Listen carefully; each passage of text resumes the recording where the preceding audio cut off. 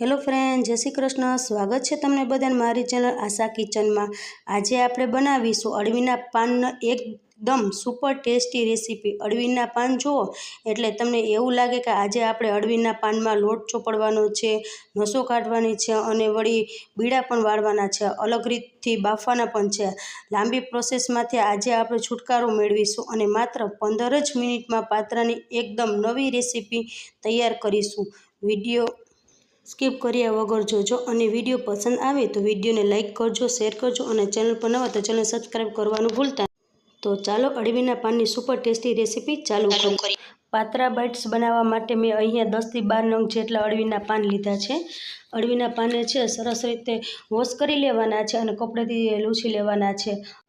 एक एक पान करीने सरस रीते आपणे लूछी लेवाना छे जेथी वधारानी धूळ कचरो होय ते नीकળી जाय। हवे छे मैं 3 पान राख्या छे, बीजा अळवीना पान छे ते साइड में मूकी दीधा छे। हवे तेने आपणे नसो काढवानी छे। जो आवी रीते पान छे ते वचमां आवी रीते बेवड़ा वारी लेवाना छे अने चाकानी मददथी छे ते आवी रीते वचमांथी जे नसोनो भाग छे ते काढी लेवानो छे। जो तमे आवी रीते करशो एटले नसोनो भाग छे ते आरामथी नीकળી जशे।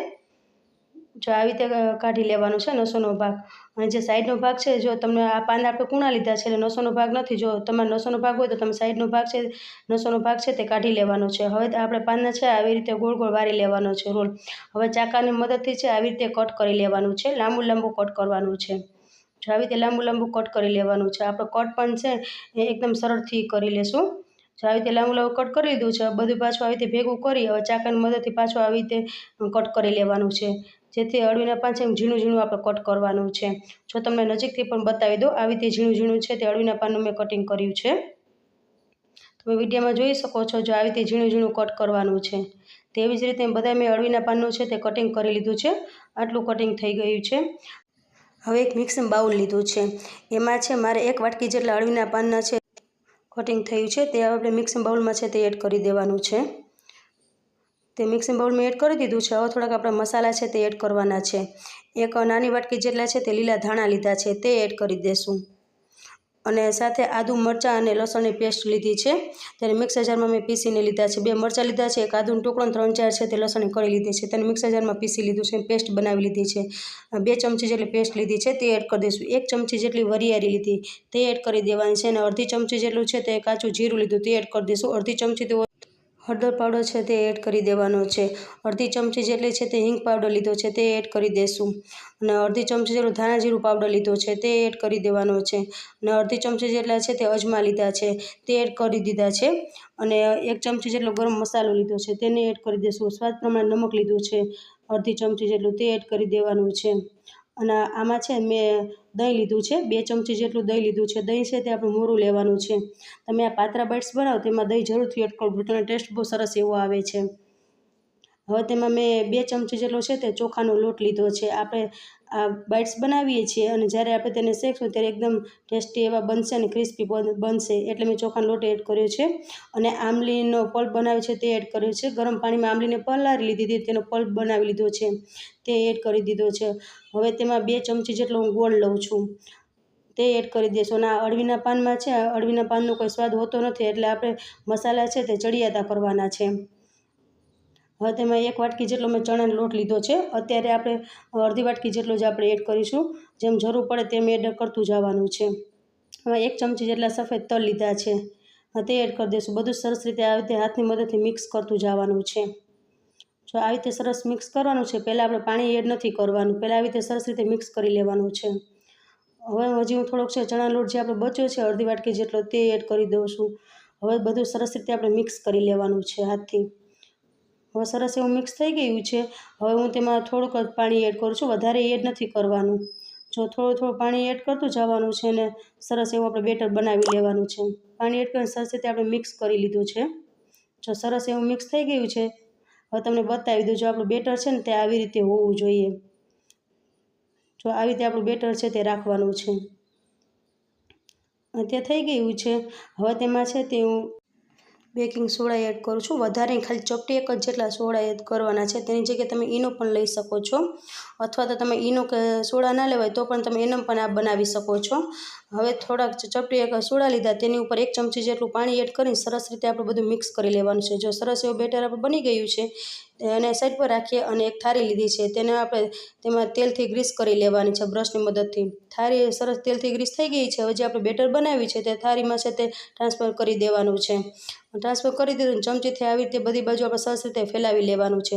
જો આવી રીતે મેં સરસ એવું ફેલાવી દીધું છે. હવે ઉપરથી છે તે આપણે તલ છે તે સ્પ્રિંકલ કરવાના છે.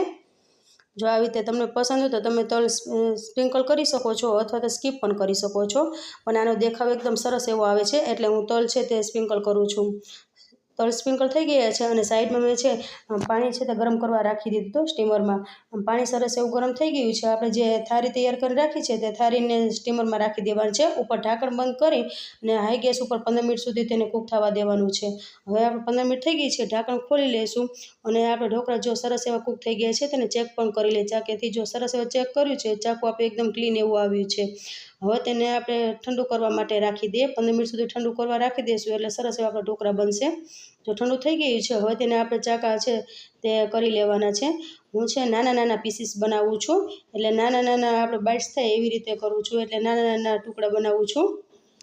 જો સરસ એવા પીસીસ થઈ ગયા છે. જો તમારે આવી રીતે ખાવા હોય તો તમે આવી રીતે પણ ખાઈ શકો છો તેલ સાથે. અને આને આપણે આ પાત્રા છે એકદમ ટેસ્ટી એવા બનાવવાના છે એટલે તેની માટે આપણે ગેસ તરફ જઈએ. ગેસ ચાલુ કરીને એક પેન લીધું છે. તેમાં 2 ચમચા જેટલું આપણે તેલ લેવાનું છે. તેલ સરસ ગરમ થઈ જાય એટલે 1 ચમચી જેટલી રાઈ એડ કરવાની છે, 1 ચમચી જેટલું જીરું એડ કરી દઈશું અને થોડીક એવી હિંગ એડ કરી દઈશું. અને મીઠા લીમડાના પાન છે તે એડ કરવાના છે. અને 2 મરચાં લીધા છે તેને લાંબુ લાંબુ આપણે કટ કરી લીધું છે તે એડ કરી દઈશું. મેં મોરા મરચાંનો ઉપયોગ કર્યો છે. જો તમને તીખું વધારે પસંદ હોય તો તમે તીખા મરચાં પણ લઈ શકો છો.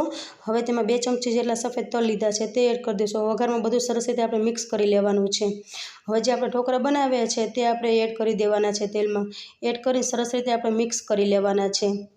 જો આવી રીતે સરસ રીતે આપણે મિક્સ કરતું જવાનું છે. જો આવી રીતે સરસ એવું મિક્સ કરતા જશો એટલે આપણે ઢોકળા સરસ એવા બનશે. અને આપણે આ ઢોકળાને છે પાતળા બાઇટ્સને વધારે ક્રિસ્પી કરવા છે એટલે તેને વધારે માટે થોડીક રીતે આપણે હલાવતું રહેવાનું છે એટલે એકદમ આપણા ક્રિસ્પી એવા બનશે. જો તમને નજીકથી પણ બતાવી દઉં. જો આપણે કેવા સરસ એવા પાતળા બાઇટ્સ લાગે છે ને એકદમ જોતાં જ ખાવાનું મન થઈ જાય તેવા આપણા બન્યા છે. ઉપરથી છે તે લીલા ધાણા છે તે સ્પ્રિંકલ કરી દઈશું. લીલા ધાણા જે અમે સ્પ્રિંકલ કરી દીધા છે. હવે તમે નજીકથી પણ જોઈ શકો છો કેટલા સરસ એવા આપણા ઢોકળા લાગે છે. હવે તેને છે આપણે પાતળા બાઇટ્સને છે તે સર્વિંગ પ્લેટમાં લઈ લેશું.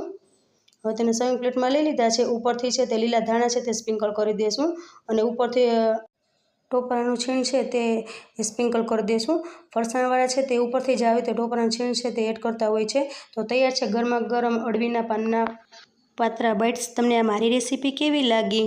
સારી લાગી તો મને કોમેન્ટમાં જણાવજો જેથી તમને બધાને હું થેન્ક્સ કહી શકું. આ રેસીપીમાં બસ આટલું. ફરી મળીશું એક નવી રેસીપી સાથે. ત્યાં સુધી જય શ્રી કૃષ્ણ. બધાને થેન્ક્સ ફોર